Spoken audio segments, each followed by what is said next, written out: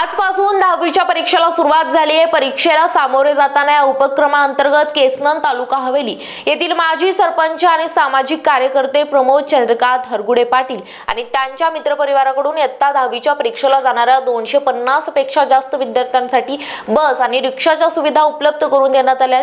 परीक्षेच्या पहिल्या दिवशी विद्यार्थ्यांना गुलाब पुष्प आणि पेन देऊन शुभेच्छा देण्यात आल्या। या उपक्रमाचे सर्व स्तरातून कौतुक होत असून या प्रसंगी विद्यार्थी आणि सामाजिक कार्यकर्ते मोठ्या संख्येने यावेळी उपस्थित होते।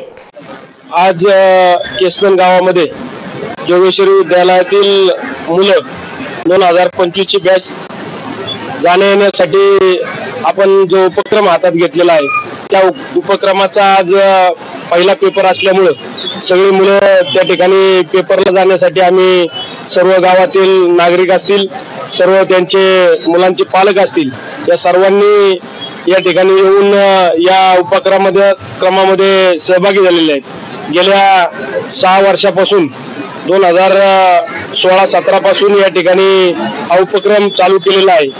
मध्ये कोरोनाच्या काळाच्या नंतर परत एकदा परीक्षेला मुलं सामोरं जात असताना ऑनलाईनच्या नंतर प्रथमतः या ठिकाणी वाघुली या ठिकाणी त्यांचं बॅच होती, परंतु आता वाडीबोला या ठिकाणी जाण्या येण्यासाठी थोडंसं परका भाग असल्यामुळे त्या ठिकाणी आता त्यांना जाण्या येण्याची सोय रिक्षा स्टँड असेल किंवा टेम्पो ट्रॅव्हलर असेल या बसने जाण्याची त्यांची सर्वांची व्यवस्था या ठिकाणी गावच्या वतीने आपण केलेली आहे